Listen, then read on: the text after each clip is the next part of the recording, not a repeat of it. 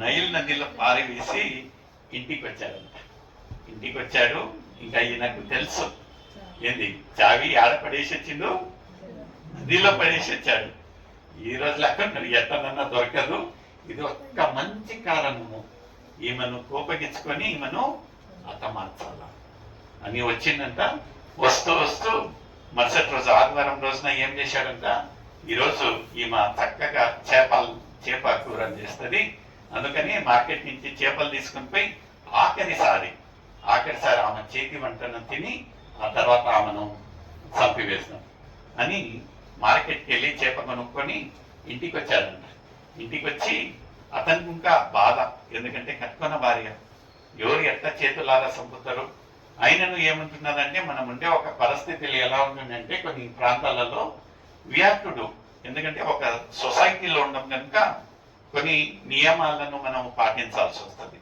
అందుకని ఇతను ఇంకా యువస్పోర్ట్స్ ఏం చేశాడంట, పిలిచి చూడు ఇంకొక ఛాన్స్ ఉంటున్నది, నీకేమన్నా నువ్వు మారు మనసు పొందేటట్టుంటే చెప్పంటే, లేదయ్యా నన్ను రక్షించే దేవుడు గొప్ప దేవుడు, అందుకని నేను నో టర్నింగ్ బ్యాక్ అంటే సరేలే ఆఖరిగా ఈ ఒక చేప కూర వండు, ఆ తర్వాత నేను ఏం చేయాలనో చేస్తాను అంటే ఆమె చేపలను తీసుకొని పోయి అంతా వండేసి పెట్టి తిని అంత అయిన తర్వాత ఇంకా ఇతనికి 5 గంటల సమయానికి తిన్నాడు, విశ్రాంతి తీసుకున్నాడు. ఇంకా ఇప్పుడు ఆమెను ఏం చేయాలా, చంపాలి. అతను ఏమన్నాడంట, నాకు అర్జెంట్గా పని ఉన్నది, కొంచెము బ్యాంక్ తాళాలు తీసుకొని రా, నేను బ్యాంకుకి వెళ్ళాలి అంటే ఆమె అన్నదంట, నువ్వు ఎప్పుడు ఇచ్చావు నాకు బ్యాంక్ తాళాలు, నువ్వు వచ్చిన నాళ్ళ నుంచి అసలు నిన్నటి నుంచి మాట్లాడలేదు, ఎక్కడ అంటే లేదు నాకు ఊరికే కోపం తెప్పివాకు, కోపం వస్తే నీకు తెలుసు కదా నేనేం చేస్తానో, నా ఒక తాళాలు తీసుకొని రా అంటాడంట. అంటే ఆమె ఏం చేసిందంట, లోపలికి వెళ్ళి తాళాలు తీసుకొని వచ్చి ఆయన చేతికి ఇచ్చాడు. ఈయనకు ఆశ్చర్యపోయాడంట, ఏంటి తాళాలు నేను ఎక్కడ వేసాను, నైల్ నదిలో వేసాను, ఇక్కడక్కడంటే దొరికే ఛాన్స్ అన్న ఉంటుంది, నైల్ నదిలో వేసిన ఒక తాళాలు ఏది ఈమె తెచ్చిస్తా ఉంటున్నది అని అడిగాడంట. ఏంది తాళాలు ఎట్లా దొరికినాయి అంటే, నువ్వే కదా చెప్పినావు నేను ఇచ్చాను తీసుకొని రమ్మని, నేను తీసుకొని వచ్చాను అంటే అతని కళ్ళలో నీళ్ళు వచ్చాయంట. అన్నానంట, నువ్వు అంటే నాకు ఎంత ప్రేమ అంటే ఏ ఒక కారణం లేకుండా నిన్ను చంపాల్సి వస్తుంది, నాకు క్రోధం రాదు కోపం రాదు అన్నట్టుగా ఒక నెపం పెట్టి నిన్ను చంపాలని ఈ తాళాలను నేనేం చేశానంటే నైల్ నదిలో పడేసి వచ్చాను. అయితే నువ్వు సేవించే దేవుడు ఇంత గొప్ప దేవుడు, ఎలా దొరికాయి చావీలు అంటే ఆమె చెప్పేదంట, నువ్వు ఉదయాన్నే తెచ్చిన చేప నోట్లో అంటే దాని ఒక కడుపులో ఈ యొక్క తాళాలు. హల్లెలూయా, హల్లెలూయా. దేవుడు మనల్ని రక్షించాలి, పరిస్థితులను మార్చాలంటే దేవుని యొక్క దృష్టి మన పైన ఉండాలి. చూడండి, ఆయన పడేసిన ఒక నైలు నది ఎక్కడ, నదిలో ఆ ఒక చేప మింగడం ఎక్కడ, ఆ చేపను పట్టుకొని మరుసటి రోజు మార్కెట్కు తేవడం ఎక్కడ, మార్కెట్లో తెచ్చిన ఈయన కొనుక్కోవడం ఎక్కడ, ఈయన కొనుక్కొని వచ్చి అక్కడ ఇవ్వడం. చూడండి, you can understand the total miracle in this life. ఏంటంటే మనం ఎప్పటికీ నిరుత్సాహపడకూడదండి. ఏంది నా పరిస్థితి ఇలా అయిపోయింది, ఎక్కడి నుంచి నాకు సహాయం వస్తుందంటే God will make a way, God will make a way. ఎందుకంటే ఆయన ఏమంటా అంటున్నాడంటే, నేనే మార్గమును సత్యమును జీవము. ఇక్కడ మార్గం ఉన్నది, సత్యం ఉన్నది, జీవము ఉన్నది. అయితే మనకు అలాంటి ఒక నమ్మకం ఉండాలి. ఎందుకంటే ఇక్కడ ఏమంటా ఉంటుందంటే, నా కనులు నా ఒక మనస్సు ఎప్పటికీ నీ పట్లనే, నీవు ప్రార్థించే దాని పట్ల, నువ్వు మొర పెట్టే దాని పట్ల. అయితే ఎలాంటి ఒక విశ్వాసం ఇక్కడ మనం చూసినట్లయితే ఎంత చక్కగా, ఎలాంటి ఒక ప్రాబ్లం ఉన్నాను నువ్వు భయపడవద్దు, నీ పక్షాన నేను పోరాడతా. నీ పని ఏముంటున్నది, ఐపీఎల్ మ్యాచ్ చూసినట్టు జస్ట్ కూర్చొని చూడు. విశ్వాసంతో దేవుడు కార్యాలు చేస్తాడు. ప్రియమైన సోదరి ద్వారా నేను చెప్పటంలా, ఇక్కడ వాగ్దానం చేసిన దేవుడు చెప్తా ఉంటున్నాడు. మూడవదిగా యెర్మీయా 29వ అధ్యాయము 11వ వచనం. తొందరగా చదవండి, నేను ఇంకా ముగిస్తా. Book of Jeremiah 29th chapter 11th verse. నేను మిమ్మును గూర్చి ఉద్దేశించిన సంగతులను నేను ఎరుగుదును రాబో కాలమందు మీకు నిరీక్షణ కలుగునట్లుగా అవి సమాధానకరమైన ఉద్దేశములే గాని హానికరమైనవి కావు. ఇదే యెహోవా. దేవుని ఒక వాక్కు ఏమంటున్నదంటే, ఈరోజు ఏమన్నా మనం అనుకున్నట్టు జరగలేదనుకోండి, మనం అనుకున్నట్టు జరగకుండా తొలగిపోయాదనుకోండి, మనకి ఎంత బాధ అనిపిస్తుంది. ఒక ఉద్యోగంకి వచ్చి ఉంటామో, ఉద్యోగంలో మనము ఇంటర్వ్యూ పాస్ కాలేదనుకోండి, ఎంత బాధ అనిపిస్తుంది. ఒక పెళ్లి సంబంధం ఇంటికి వచ్చి ఉంటున్నది, మంచి కుటుంబం, అయితే అది కుదరలేదనుకోండి, చాలా బాధ. మనం ఏదో అనుకొని ఆశించి ఒక దగ్గర సహాయం కోరిపోయినప్పుడు వాళ్ళు ఇవ్వకపోతే ఎంత బాధ. అయితే దేవుడు ఏమంటా ఉంటున్నాడంటే, అది తొలగించానంటే నీకు ముందు జరిగేది ఏదో గొప్ప కార్యము. హల్లెలూయా, హల్లెలూయా. మన రోజున అమ్మగారు చెప్తా ఉన్నది 2002 నుంచి మేము ఈ యొక్క నిరీక్షణలో ఉంటున్నాం. దాదాపుగా 22 నుంచి 25 సంవత్సరాలు ఒక నిరీక్షణతో దేవుడు ఒక గొప్ప కార్యం చేస్తాడు. వాళ్ళ అబ్బాయి ఇంకా ఎంత చక్కగా అంటా ఉంటున్నాడంటే, అన్న కంపల్సరీగా దేవుడు చేసే ఒక కార్యాలు ఎలాంటి కార్యం జరగబోతా ఉంటున్నదంటే, కన్నులు చూడనివి, చెవులు, హల్లెలూయా. అలాంటి ఒక గొప్ప నమ్మకం, అలాంటి ఒక గొప్ప విశ్వాసము. నిజంగా 2 సంవత్సరాలు కాదు, 20 సంవత్సరాలు దేవుని పైన ఒక నమ్మకంతో ఉంటున్నామంటే ఎంత గొప్ప కార్యం చేస్తా ఉంటున్నారు చూడండి. ఆయన సమస్తము చేసే సమర్థుడు. ఇక్కడ ఇంకా ఏమంటా ఉంటున్నాడంటే, లేఖనాలలో నా ఒక యోజనాలు, నా ఒక ప్లాన్స్ ఎలాంటి అంటే నీకు హానికరమయ్యేటి కాదు, నీకు అన్ని సమాధానకరమైనటి, మేలు జరిగేటి. సో మనం ఎప్పటికీ బాధపడకూడదు. ఏంది ఇప్పుడు రాలేదు, ఏంది ఈ సంవత్సరం రాలేదు, ఏంది ఇంత ప్రేయర్లో రాలేదంటే దేవుడు గొప్ప కార్యం చేస్తా ఉంటున్నాడు. చూడండి, మామూలుగా తెల్లనమ్మ ఎంతసేపులో చేయొచ్చండి మనం? మామూలుగా తెల్లనమ్మ 15 నిమిషాల టు ద మ్యాక్స్, 15 నిమిషాలు. అదే మనం బిర్యానీ చేయాలంటే ఎంతసేపు అవుతుందండి? గంట అవుతుంది. అయినా కాసుకొని ఉంటాం, ఆకలి ఉన్నా కాసుకొని ఉంటాం. ఎందుకంటే అదేముంటుంది తెలుగులో, పరిగెత్తి పెప్సీ తాగే, నిలబడి నీళ్ళు తాగే. అయితే మనము పాల కోసమే కదా ఇక్కడ ఒక బిర్యానీ చేస్తామంటే ఉంటాం కాసుకొని. కానీ లేదు, 15 నిమిషాలు కాదు, నో ప్రాబ్లం, నేను గంట సేపు ఉంటా తినడం. ఈరోజు బిర్యానీ, దేవుడు మన కొరకై బిర్యానీ లాంటి ఒక యోజన ఎలాంటిదంటే మేలుకరమైంది కానీ హాని కలిగేది మాత్రం ఎప్పుడు చేయాలండి, ఎప్పుడు కనుకోబాకండి. ఎందుకు నా ఒక జీవితంలో ఇలా జరిగి ఉంటున్నది, అది నీ పొరపాటేమో, దేవుని చిత్త ప్రకారంగా లేదు. అయితే మనం గోజాడుతా ఉంటున్నామేమో, దేవా ఇది జరగాలి. దేవుడు ఏం చెప్తాడంటే, నీ కర్మ తీసుకోండి. ఎందుకంటే మనం కోరుకుంటున్నాం, అడుగుడి మీకు ఇవ్వబడును, మత్తయి 7:7 అన్నింటిలో దేవాన్ని అడిగాను, ఎందుకు ఇలా అంటే, తీసుకురా బాబు అంటాం. తీసుకున్నది దేవుని చిత్త ప్రకారంగా లేదు, అది జరగదు. అప్పుడు ఎడవట్టయినప్పుడే మనం ఏమంటామంటే, ఎందుకు ఇలా అంటే, దేవుడు ఏమంటా ఉంటున్నాడంటే, నా ప్రకారంగా, నా చిత్త ప్రకారంగా నేను నీకు ఇవ్వాలనుకుంటే అన్ని మేలే జరుగుతాయి, కానీ హాని కలిగిందంటే మనం అర్థం చేసుకోవాలి, it is not the will of God. అది దేవుని యొక్క చిత్త ప్రకారంగా కాదు. ఎందుకంటే దేవుని చిత్తము, దేవుని యొక్క ప్రణాళిక మనకన్నీ మేలు జరిగేటి మాత్రమే. ముందు చదవండమ్మా, హీబ్రూలకు రాసిన పత్రిక 13వ అధ్యాయము 5వ వచనం. Book of Hebrews 13th chapter 5th verse. ధనాపేక్ష లేని వారై మీకు కలిగిన వాటితో తృప్తి పొంది ఉండుడి. ఇది చాలా ఘోరం కదా, ఇది చాలా ఘోరమైన మాట. ఏమంటారంటే, ధనాపేక్ష లేని వారై, ఎందుకంటే మనీ మేక్స్ మంకీ థింగ్స్ అంటారు, మెనీ థింగ్స్ కాదు. ఏమంటారు? Money makes monkey things. కోతిలాగా ప్రవర్తిస్తాము డబ్బు చేతిలో ఉంటే కదా. ఇక్కడ ఇంకా ఏమంటా అంటున్నారంటే, ఎప్పటికీ మనము ధనాపేక్ష. ఎందుకంటే బైబిల్లోనే ఏమంటా ఉంటుందంటే, సిరిని నమ్ముకున్నవాడు దేవుని రాజ్యం చేరలేడు. సిరి అంటే సిరివంతం, డబ్బు, డబ్బు కోరిన వాడు, డబ్బు అపేక్షించిన వాడు దేవుని యొక్క రాజ్యము చేరలేడు.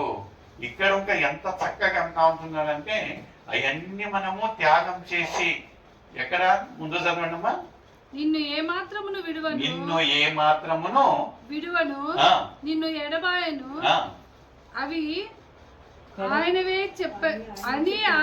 చెప్పాను. ఇక్కడ ఆయన మాత్రం మనను విడువడు, ఎడబాయడు. అయితే మనము డబ్బు కోసం ఆయనను విడిచిపెట్టము. ఆయన ఎవరో మనకు తెలియదంట. చూడండి, అవిటీస్ ఆత్మీయులుగా, మనం ఆత్మీయులుగా, విశ్వాసులుగా, ఇక్కడ నేను కాదని చెప్పేది, లేఖనాలు చెప్తా ఉంటున్నాయి.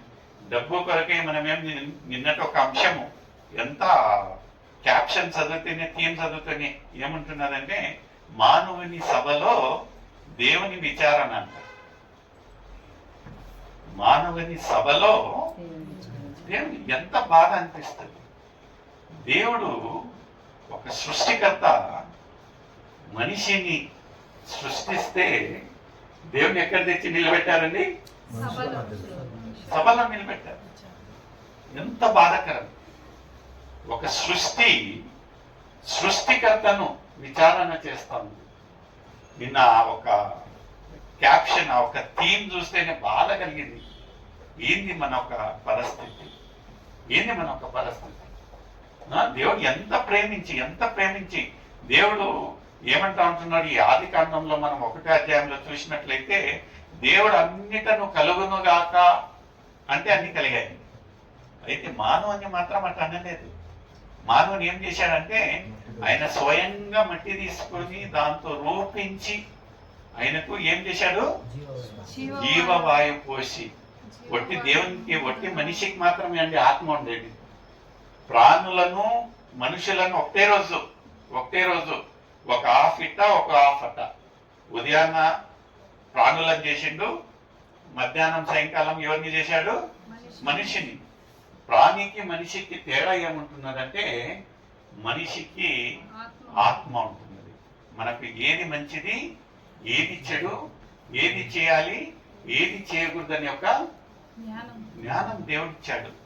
అయితే మనం ఎలా ప్రవర్తిస్తా ఉంటామంటే ఆ ఒక ప్రాణుల కంటే అద్దుమానంగా.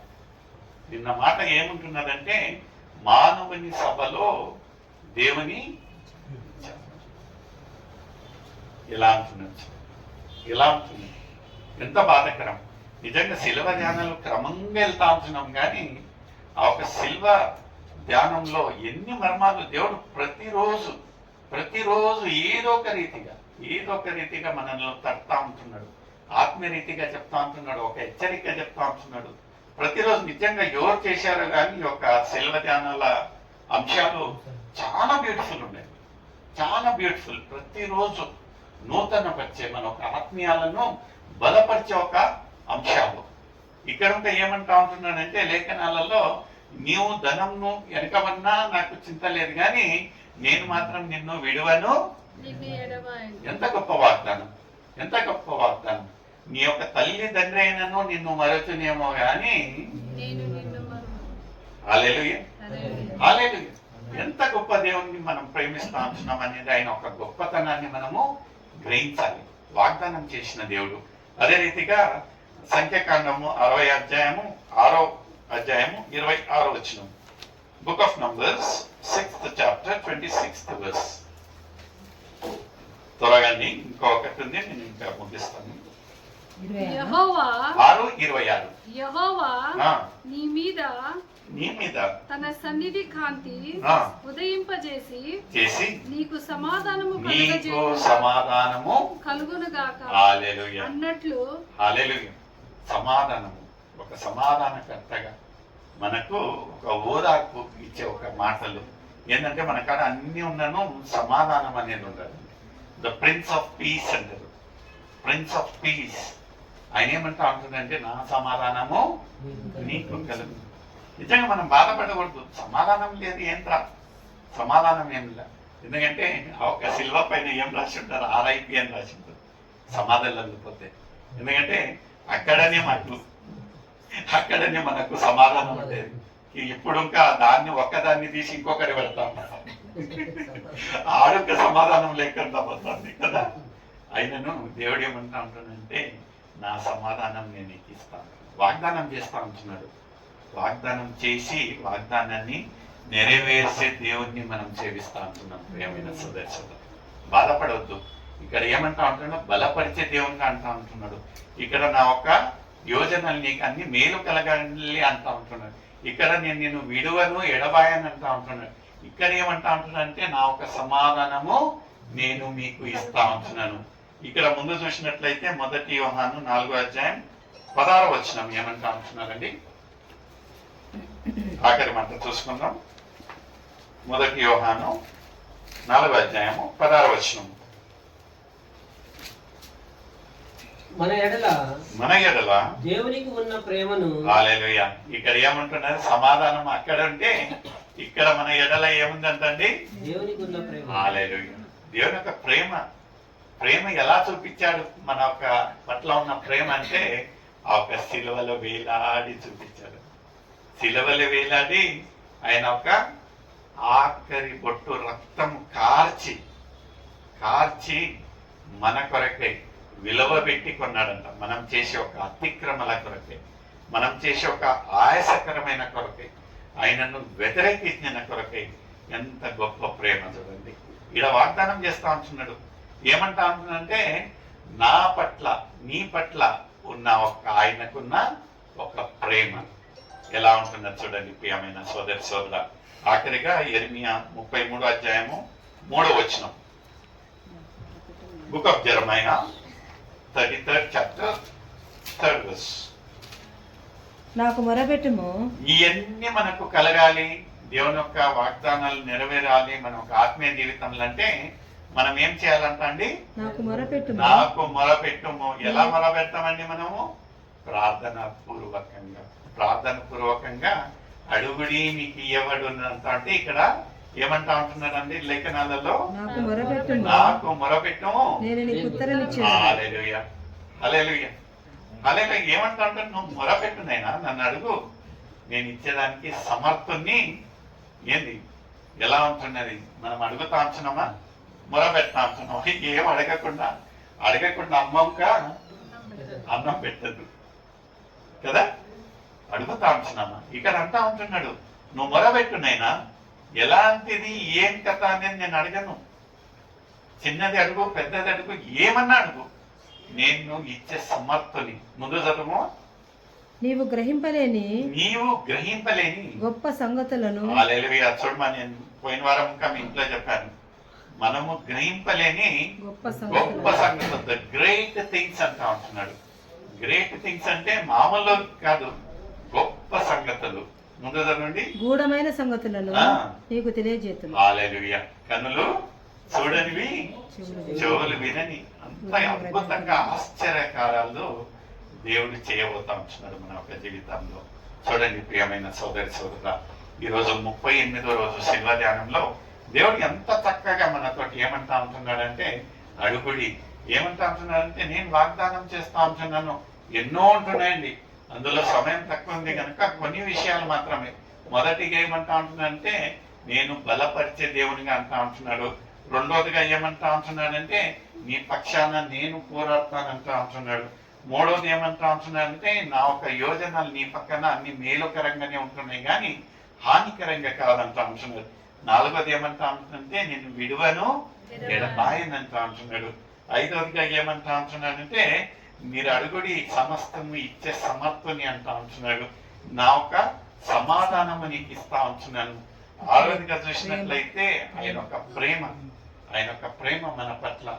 ఏడోదిగా చూసినట్లయితే అడుగుడి, ఆశ్చర్య కార్యాలు, గొప్ప కార్యాలు నీ యొక్క జీవితంలో చేస్తాను. ఎలా ఉంటున్నది మన ఒక ఆత్మీయ జీవితం. నిజంగా ఈరోజు అమ్మగారు ఎంతగానో ప్రేమతో మమ్మల్ని ఆహ్వానించిన విధానం కొరకే దేవుడు. Sing unto the Lord a new song, because the kingdom of heaven belongs to the kids. Praise the Lord. Greetings to you all in the matchless name of Lord Jesus Christ. As you all know that His Grace Ministries have conducted singing competition season 1 and season 2. It's a good news for all the kids aged between 4 years to 13 years because His Grace Ministries are launching Kids Special Singing Competition. All the details will be provided to you all if you all contact us. Registration fees for group is 500 rupees and solo 200 rupees. Don't hesitate. It's a beautiful platform live casting in Shubhavakyam channel. Thank you.